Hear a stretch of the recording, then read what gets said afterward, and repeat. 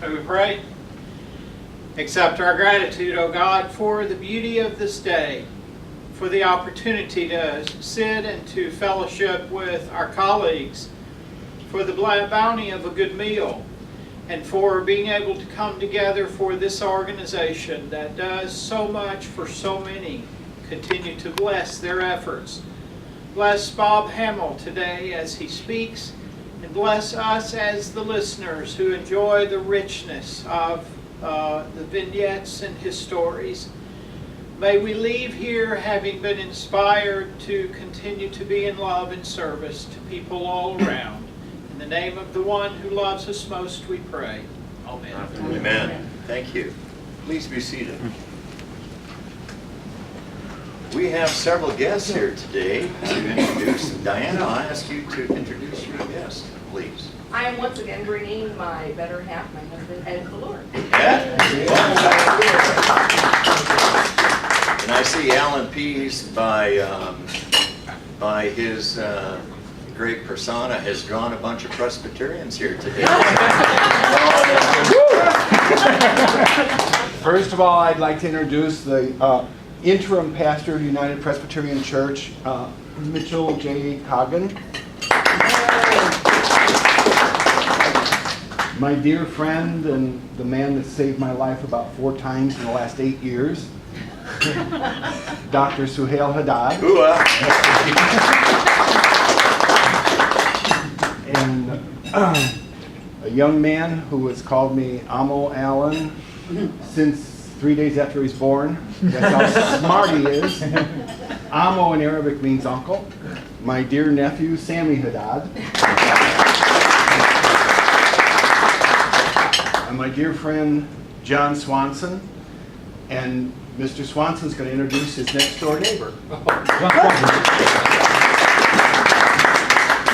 next door neighbor, Mr. Dennis Reedy. Dennis. And I believe that's all the visitors today. This is awesome. Thank you for coming out. We appreciate that. We have a few announcements. I don't know if we have anything, Alan, regarding Operation Children for Children at this point. Not really. I have other announcements, though. All right. Excuse me. I wanted to tell everybody our raffle today.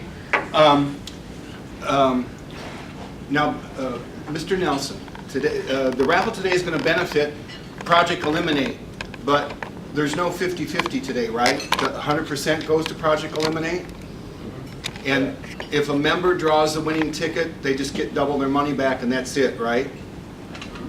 And a non-member gets a $10 bill.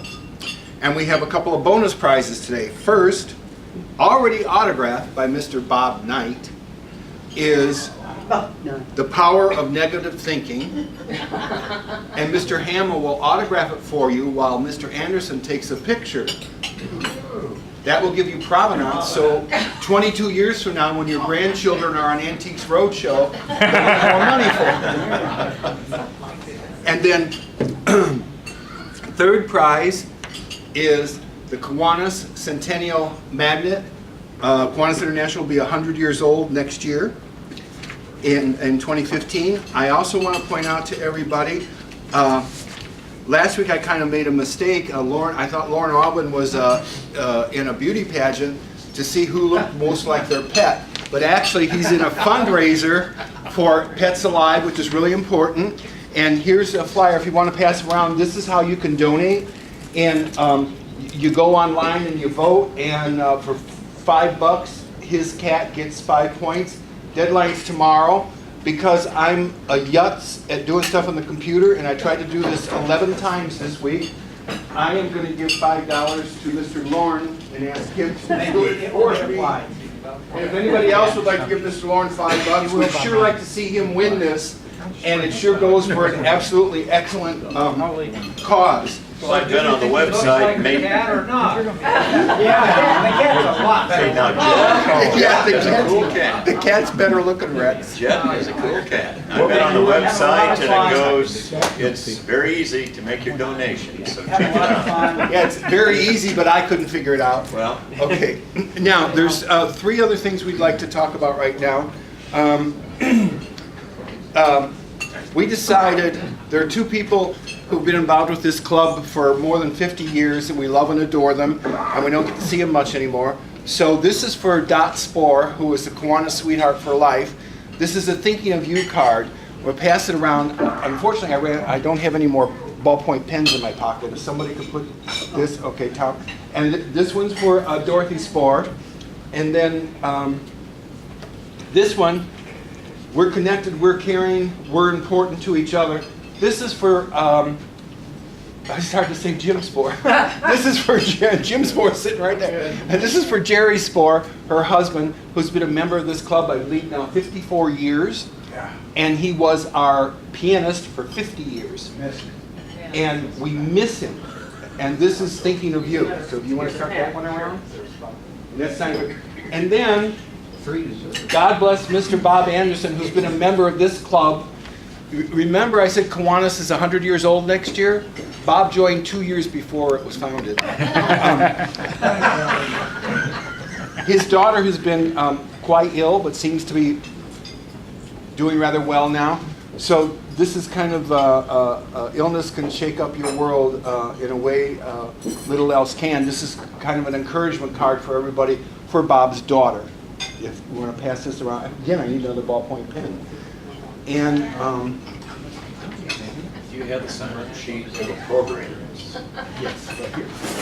Why don't you pass that? Okay, we still have for program chairs. I still need 3 people: October of 2014, August of 2015, and September of 2015 to be program chairs. So I'm going to pass this around if you would like to sign up for that. Don't be shy, folks. It's really easy. Here.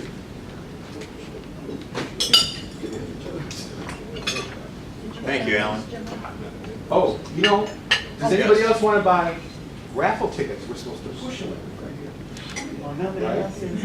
Push the raffle. Does anybody else need a raffle ticket? Because I can get one.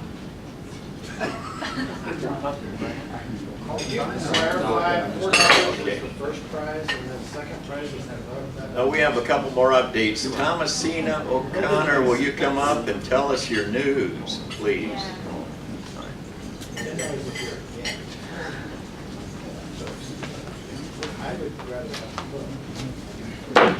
So as most of you already know, I am actually leaving tomorrow. This is my last meeting and moving to Chicago, Wrigleyville. I have a roommate already up there. She's been up there for a month waiting for me to come up. And this is a big transition for me. I graduated last year.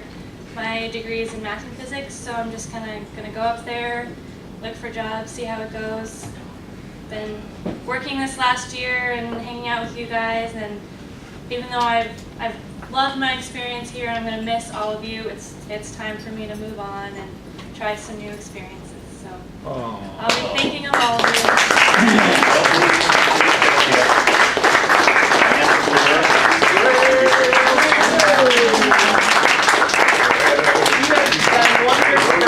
Especially as our wonderful webmaster. She has gotten us lined out and up to date with the times, and we cannot appreciate you more. So thank you very much.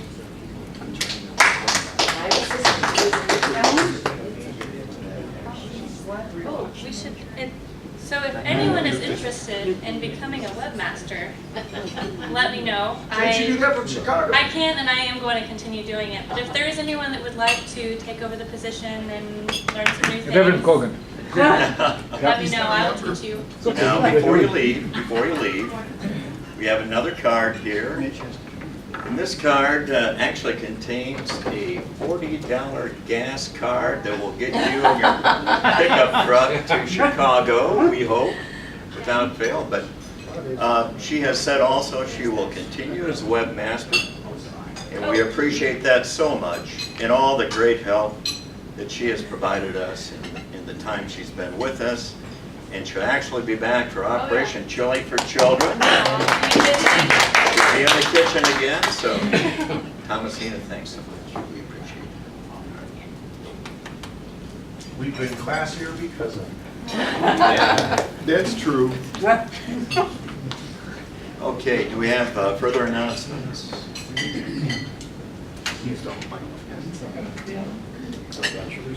Yes. Happy dollar. Happy dollar? Bob? For my daughter Susie. I won't describe what she went through, it doesn't go well with lunch. But she is recovering nicely, and there are no serious after effects.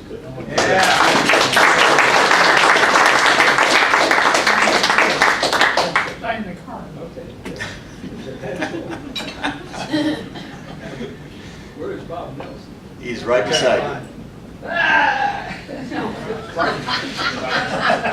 Well, since you're back now, Mr. Fine Master, do we have any fines to report today? A quick visual inspection turned up no fines except for people who have prepaid. Oh. All right. Thank you, and it's great to have you back Everybody with was us. pointing at Lord that he is prepaid. We're going to do the 50-50 next, and I'll ask Mr. Hammel to draw the winning tickets. What was the first prize? Winning tickets. They were confused. They were. 523. 517. Oh, of course, Daryl. Daryl.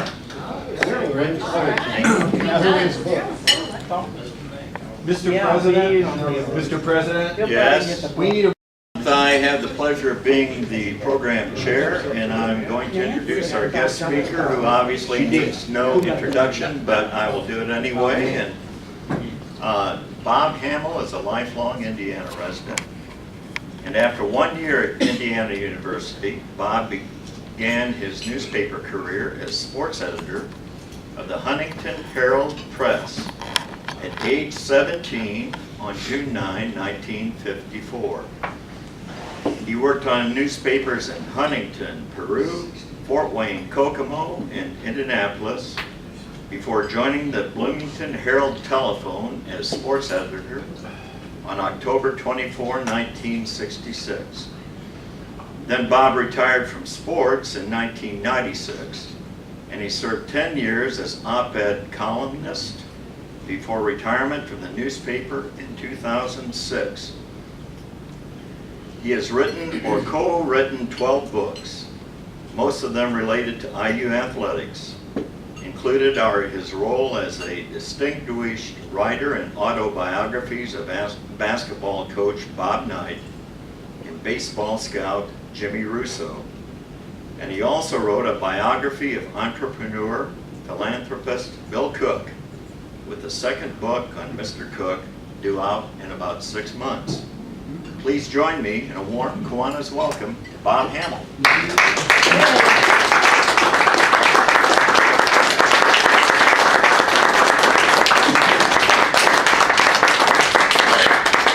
Thank you very much. Boy, it's a real pleasure to be invited back. That doesn't happen to me very often. But to come back is a rare experience. Now, I want to know which one of you wants to volunteer to be the one to explain to Bob Knight why his book was second prize.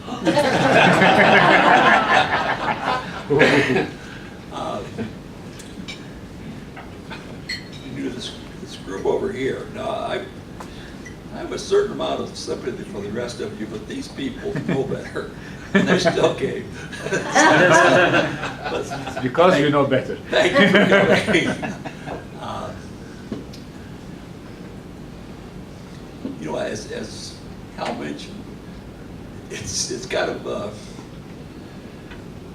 hard for me to believe that it's been 18 years since I wrote my last sports story. That's been a while. That was my last one was the women's gold medal game in the '96 Olympics in Atlanta. When Tara Vanderveer, an IU graduate, was the American coach, and this happened to be the last event of that Olympiad. And that was the story. Afterward, the next morning, Julie and our daughter Jane came down and picked me up in Atlanta, and we took off on kind of a break. That was my last day at the HT. And I went to practice that morning, still in Atlanta, and got a newspaper, as I always did. I was a great supporter of the industry. Anytime I landed in a town, I bought every newspaper I could find. And one of the things I always did, I would scan the sports page primarily for something that might be a column item someday. And that morning, I'm sitting at breakfast and I'm reading, and it was the first time it dawned on me. Technical crew. It's on. That's all. You can turn it up and turn it off over there. Oh, I don't know They how. can't hear you. See, I can't see well enough to see It's that. probably on the control over there. I suppose I could raise my voice a little bit. You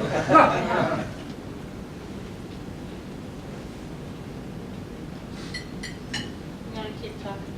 Okay.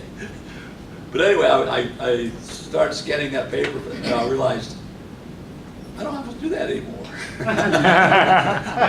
That's irrelevant now. And it was the first real dawning of retirement to me that hey, I'm not looking for column topics anymore.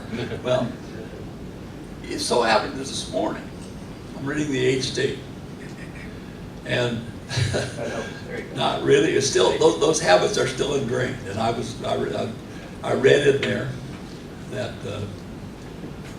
98 years ago today, Christy Matthewson, the great Christy Matthewson, and the great Mordecai Three-Finger Brown pitched their last game against each other, and the score was 10-8. And I thought, I got to see that box score. So when I came into the office this morning, I went, there is a service where you can get almost any box score since 1914 is available. And they actually did go all 9 innings. They were the 2 preeminent pitchers in the National League through the early 1900s. And they pitched against each other 25 times. And that's the way they wanted to end their career, against each other. Mordecai Brown was from Niceville, Indiana, over near Terre Haute. And he was called Three-Finger because he lost pretty much amputated the 4th finger of his right hand in not a mining accident, it was a farming accident. And his middle finger was mangled. Well, what he did, he was a baseball player, a third baseman, a good player. They gave him a chance to pitch one time, and they realized that grip gave the ball unusual action. And it tended to dive down. And he was 26 by the time he became a major leaguer, but he was a fantastic pitcher. And in 1908, for you Cub fans, that's the last year you won a World Series.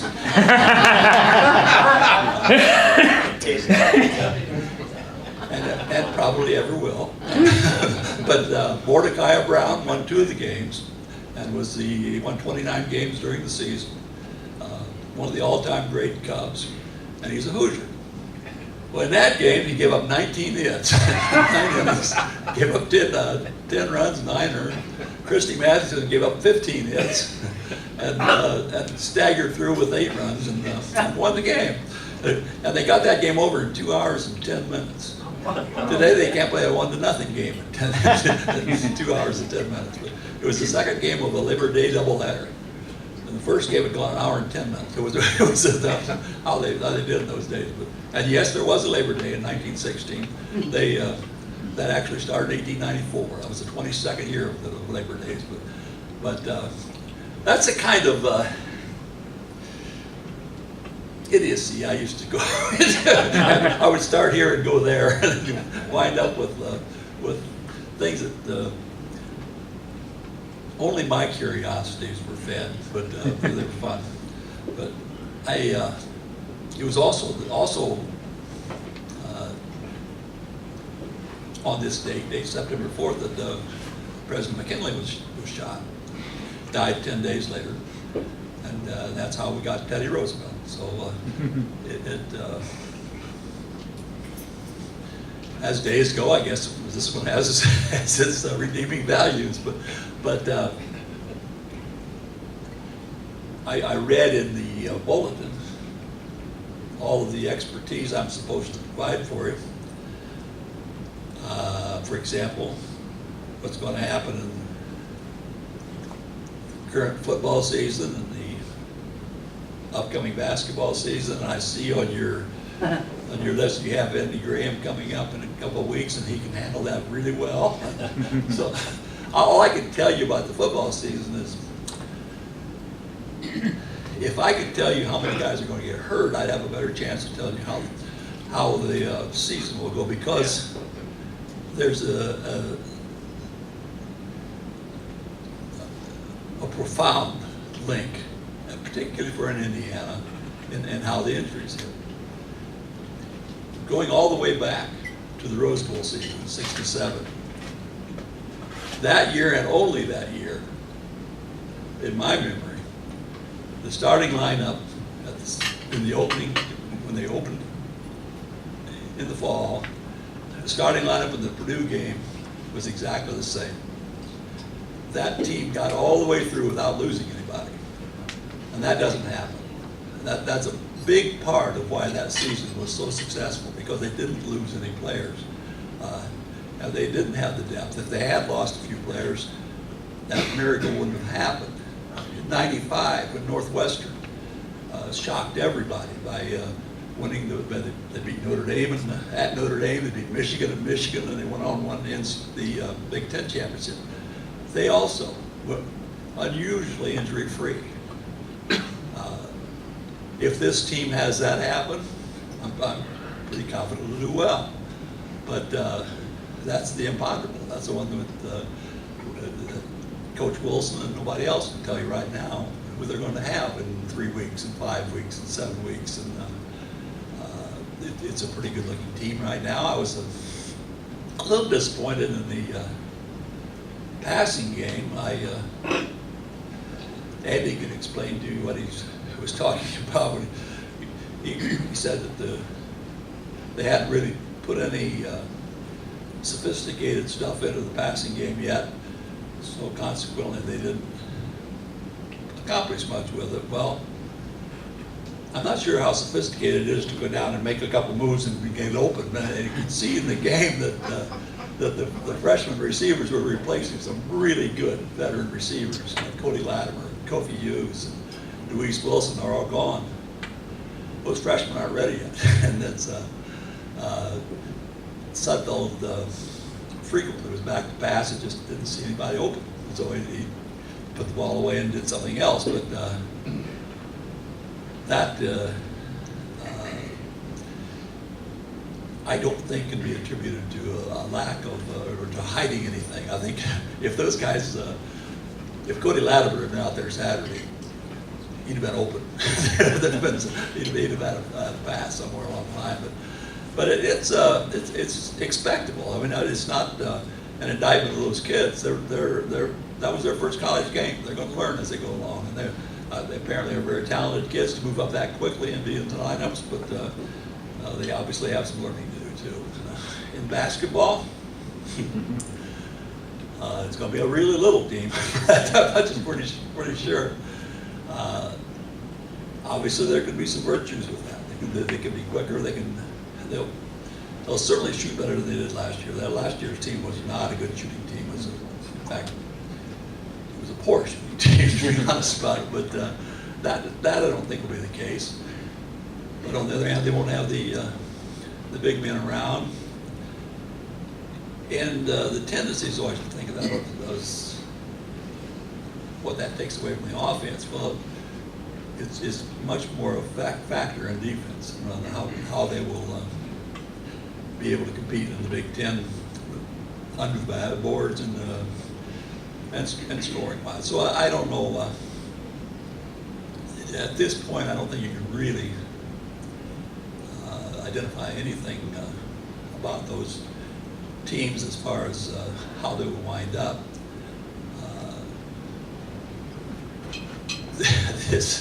This is my 70th year of following IU athletics. When I was an 8-year-old in Huntington, I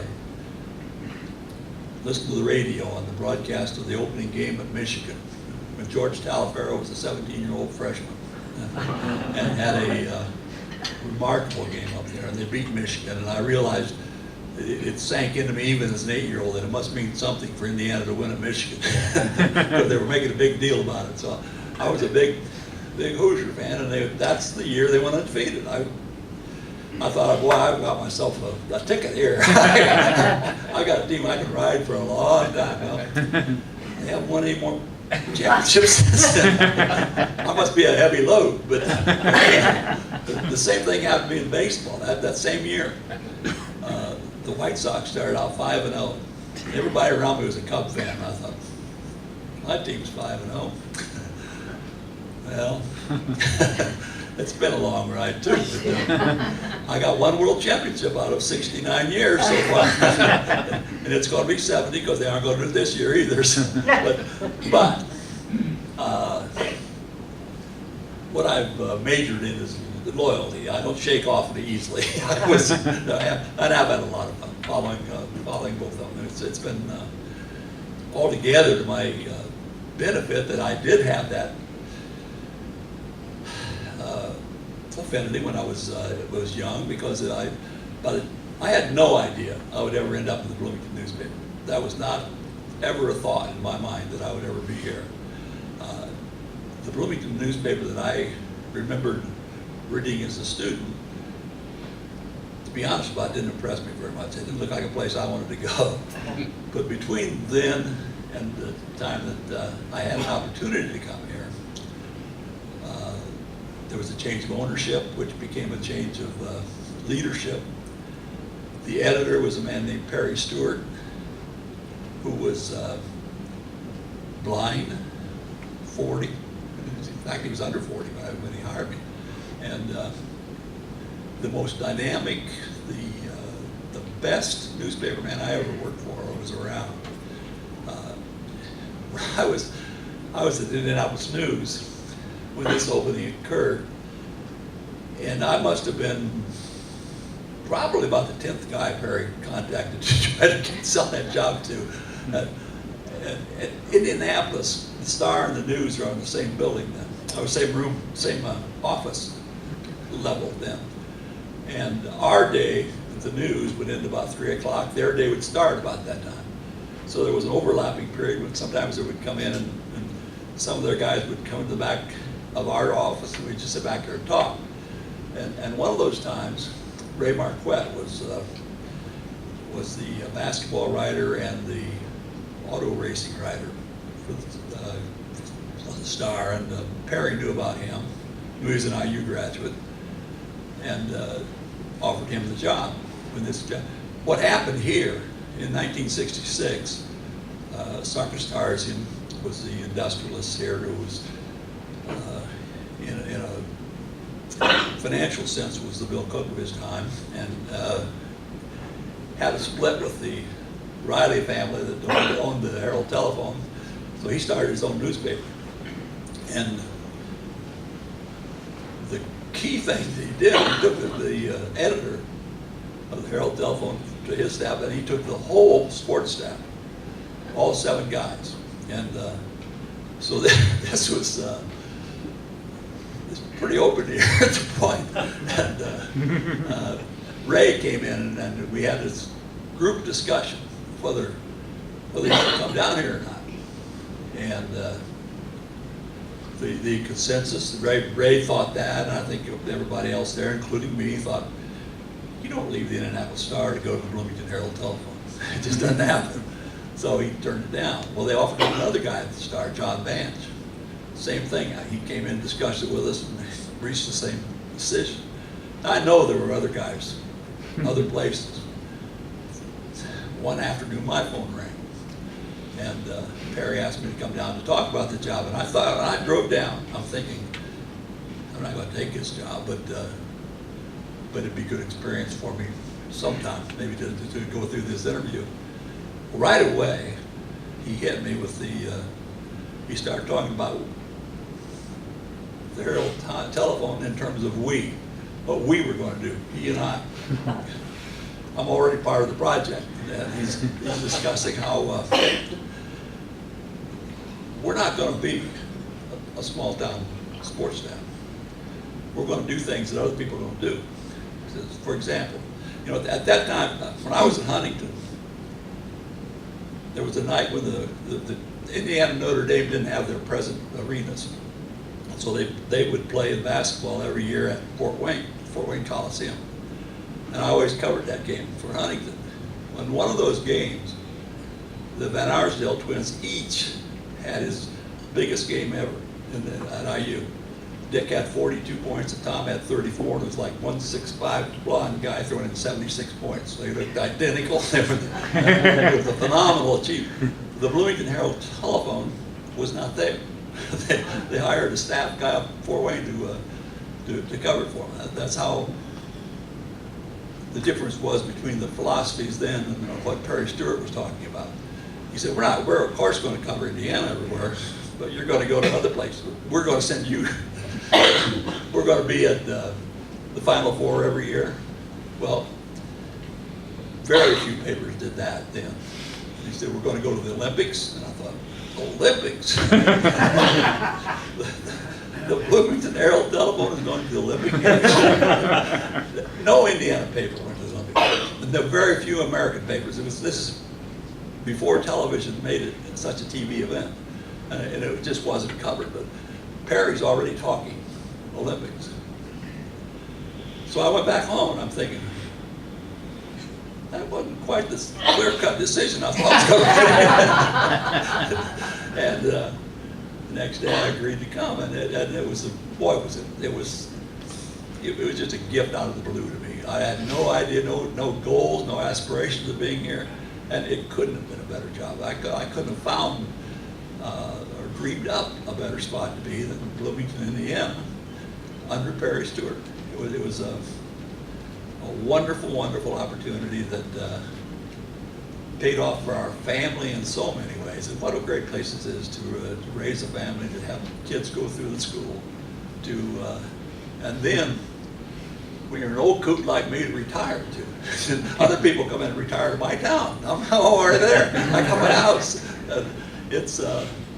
There's so many things linked with Bloomington that I am so grateful for, because it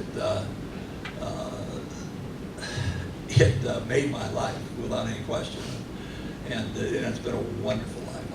I've really, truly enjoyed every element of working here, and one of the neat aspects of that is next month I turn 78, and I still love to write. I still enjoy sitting down and working something up, and occasionally I still come up with a phrase or two that really pleases me. That's the primary judge of that I'm worrying about. But it's I think any element of where creativity is involved, it's really important to stay at it and keep your life, keep your mind going, keep active within it, and it's been so beneficial for me, because I begin with that's where I get my kicks. I really enjoy it. I'll mention that the second Bill Cook book is coming out sometime around Christmas, but probably a little bit after. It's in the hands of IU Press right now.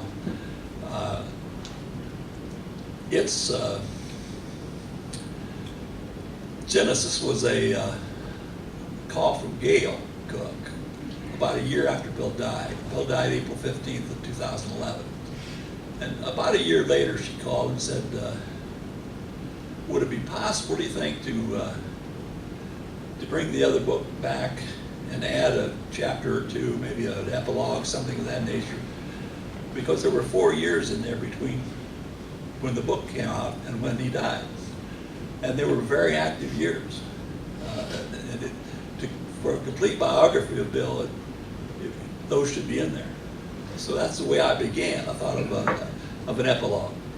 And the more I dug into it, the more I realized, goodness, there's so much more here than that. And so the idea of expanding it into a second book took shape, and and it was fun to do. What you would think the 4 years of a dying man would be kind of morbid, but it really didn't occur to me until I had completely done the book, and what really was involved here. Because here was a man who pretty much for those 4 years, and definitely the last 2, knew he was dying. He was dying a very painful death. He was having to have his heart fluid pumped, and in that process, which was painful enough, Dr. Rink was one who handled it here, and everything had to be measured precisely because some key bodily fluids were also coming out with that congestion, and they had to be replaced right to the millimeter, and it was very difficult. He had been going to Cleveland Clinic, where they had specialized in this, and he got to the point where he said, "I'm not going back there." It was very painful, and Dr. Rink was one of his closest friends, and said, "Well, if you're not going to do that, we're going to have to learn how to do it here." And he didn't want to do that either. But Larry talked with the Cleveland people, and he'd had some. But our religion says there is no such thing as coincidences. Well, whatever it was, Larry happened to have studied in this very area in his residency at Parkland Hospital in Dallas, and so he had a kind of a running start on what was involved here with these fluids, and he got that down. And so every week, when Larry was talking with Cleveland about it, they said, "Well, yeah, you can do it, but nobody survives this very long." I think they said the longest they'd ever had it was somebody come back every 2 months for 3 treatments, and that was it. They just died. Bill Cook had 2 full years of weekly treatments down here, and he would go in on a Thursday, 6 o'clock Thursday morning. They would do this procedure, and then he had to take a nap to get his blood pressure back up. But when it finally got to the acceptable point, then they would release him, which was usually early in the afternoon on Thursday. He would go right out to the office and go to work. That was Bill Cook. But and his work was not what it had been all those years before. He had pretty much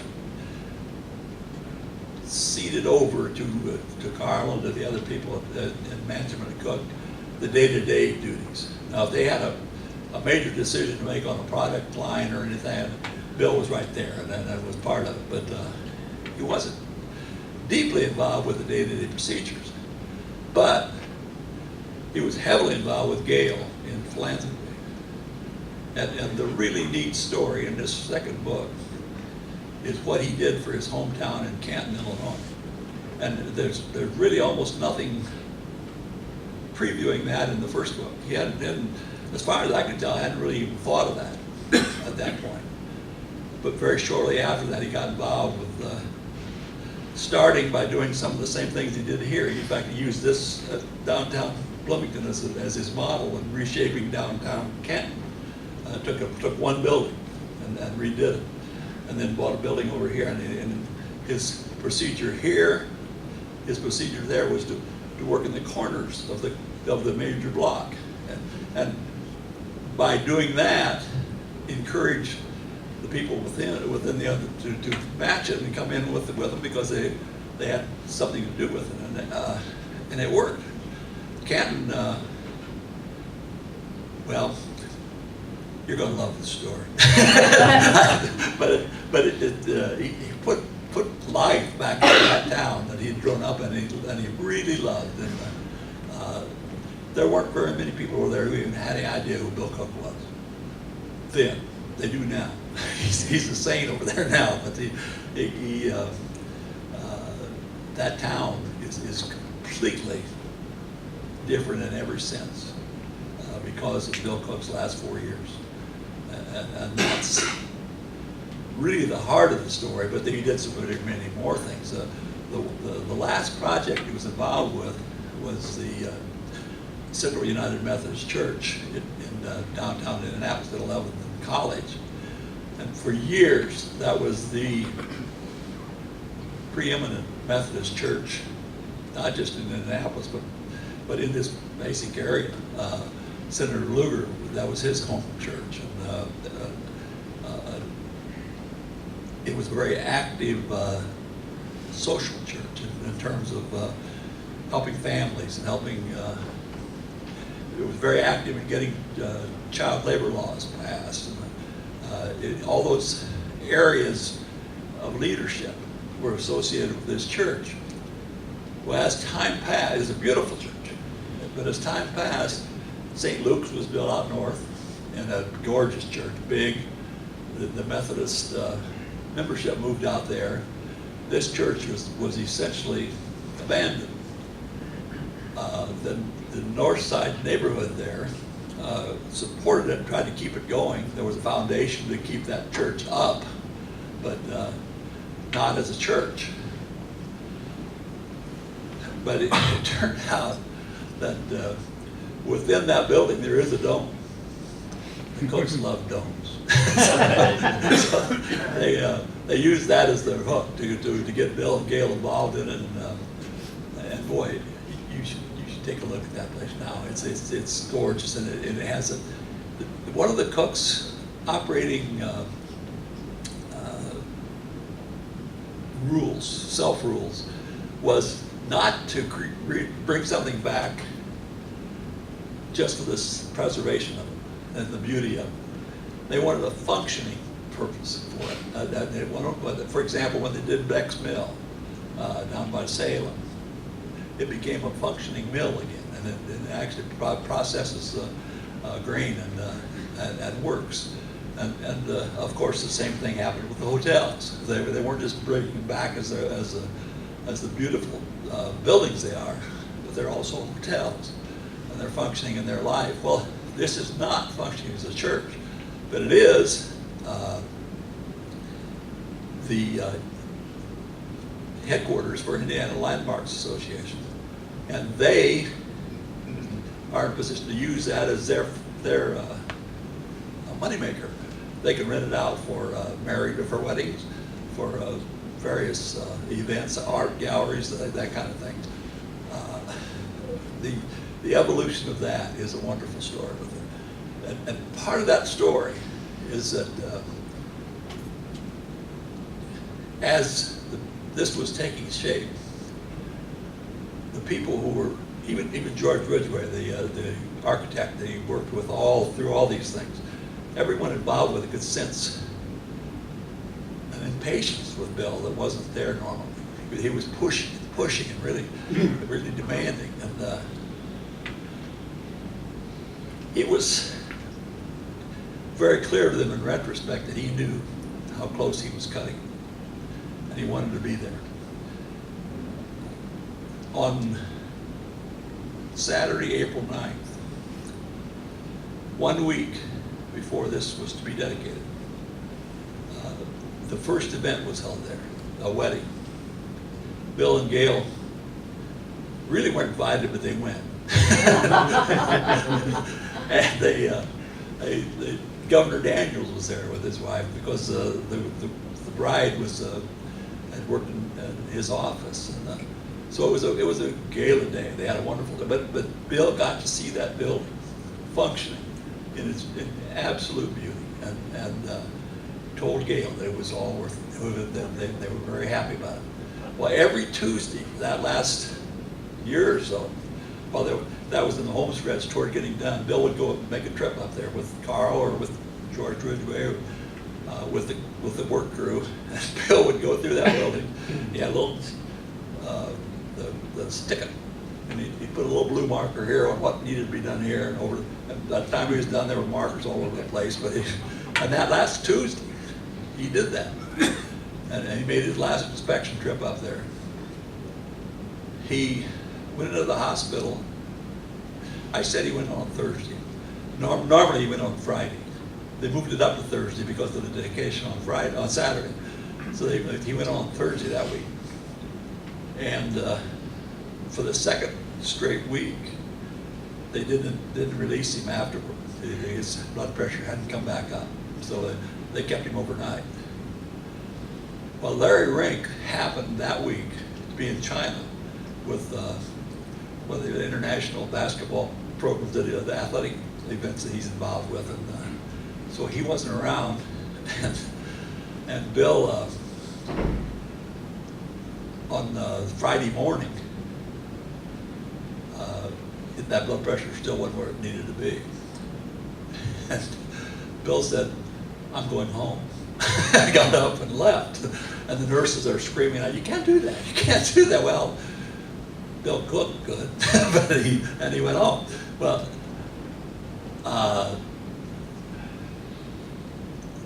Gail at that point did not know that he hadn't been released. She was sitting out in the car waiting on him, and then he came out and got in the car. And they went home, and they had guests coming in, including a cousin who was very close to him, and his wife were coming from California. They were flying into the Bloomington airport, so he sent Gail out to the airport to get them and check them in at the Grant Street Inn, which is a Cook property, and while she was gone, he died, and she's convinced he knew that. He knew that the time had come. But the part that I hadn't really put in perspective until it was in the wrap-up stages was, here was this man who, first of all, had all the income, all the money available to him he could have, so he could do whatever he wanted to do. But at a time in his life when most of us, resigning ourselves to die, would be shrinking up and kind of feeling sorry for ourselves and all those things, he's still creating. Right up to the last minute, he's still creating. And I don't know how you can describe Bill much better than that, because that's such a tribute to a man that he still cared about what he was leaving behind, right up to the very, very end. And he made it clear to them that, hey, if I'm not there Saturday, that goes on. That's that dedication. When we heard of his death on Friday night, we were invited to the opening, and we just presumed it would be postponed. Well, it wasn't, and so we went, and I'm sure virtually every other couple going that would have had to do the same thing. Well, they can't do this without Bill, but they did do it without Bill, and the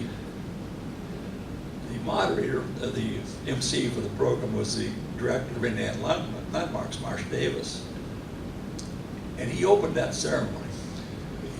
He said it was a very, very morose, heavy group at that point, and he said, we all know the events of the last 24 hours and what we're all going through right now. So the obvious thing that should be done right now is the moment of silence for Bill Cook. But silence wouldn't be Bill Cook. So what I'm suggesting is, let's have a moment of absolute chaos. Just scream your lungs out. Play the band. Let's have a minute where we just make all the noise we can make. And people kind of startled, and all of a sudden he jumped in and did it. And all the tension's out of the air. Everybody felt Bill was in there, and it was a wonderful program. And it went off as scheduled. But all those elements are part of a story that was really a privilege for me to be part of. I didn't know Bill Cook when we started on the first book. we had a relationship where we'd both been in the same town for 40 years, and we would see each other, walk up, shake hands, and say, "How you doing?" and that kind of thing. But there's no intimacy of any kind. And I think Gail was the one who convinced him that he should have a biography done. That there should be a Bill Cook book while he's still around to participate in it. And whether she suggested me, whether he did, he came. I spoke at their manager's lunch. They have a monthly manager's lunch, and I did that in March of 2006. And it was right at the time when Indiana was looking for a new basketball coach. And when I was done speaking, I hadn't really talked about basketball. He was the first one to raise a hand for a question. He said, "Bob, if you go back to your office this afternoon," and Rick Greenspan's on the phone. Rick was the IU athletic director. And he says, "Who should I hire as a basketball coach? What would you say?" And I said, "Well, Bill, I've been in that office all these afternoons and I haven't run like that. I'm pretty sure it's not going to happen." And he wouldn't let me dodge. He said, "Well, what if it did?" I said, "Well, what I'd say is, Rick, you show me by hiring Tracy Smith and a couple of these other coaches, you have a pretty good idea what fits Indiana. Use your own instincts. Don't listen to the press. Don't listen to people like me. Don't listen to the fans. Don't listen to the trustees." Well, at the time, one of the trustees was Steve Ferguson, who was sitting right between me and Bill. And I said that, and I was quite aware Steve was there. But there was like a second of silence, and then the place just exploded in laughter. And Steve said something, but I said, "No, I really mean that, because I think that too much interference can come in, and well, it did, and Kelvin Sampson was hired, and I was right." But anyway,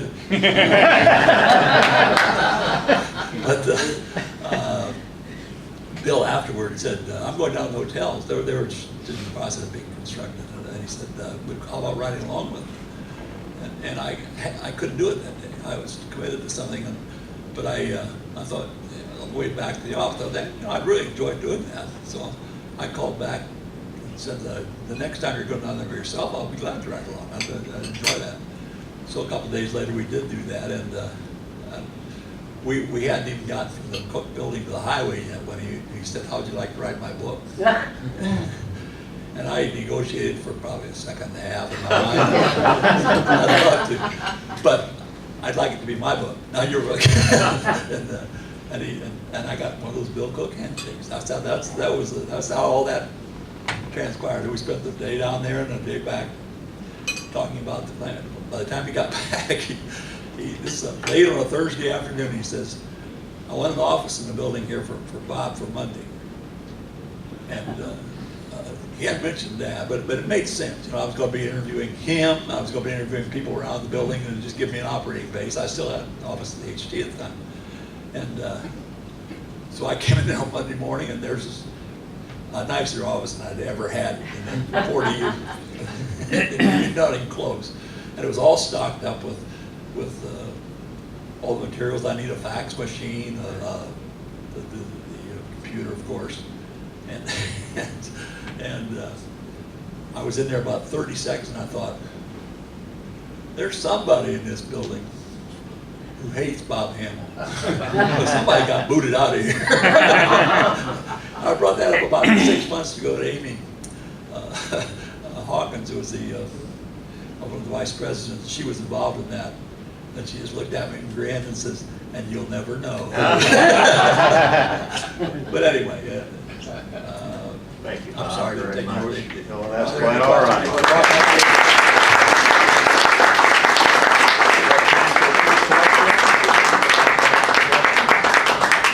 Anybody have a question? Yes, yeah. What do you think of this year's basketball team? I'm a little dubious, to be honest about it. I don't see how they can be very good.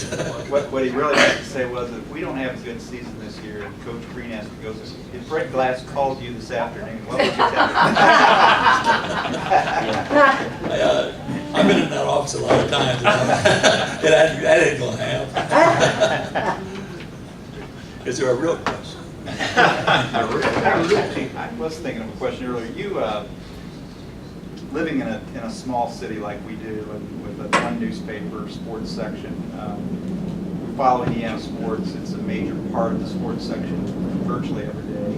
Every once in a while, people in the community will say things like, well, I wish they would cover more high school sports. As a sports writer and a sports editor, did you ever find yourself in a situation where you were, you know, here we are, a major Division I college powerhouse, really, and yet you're still trying to serve the high schools and community sports? I think we did. Yeah. And I grew up covering high schools, and that was always a big thing to me. I was the only one committed to IU. Everybody else we had on our staff had high school assignments. That was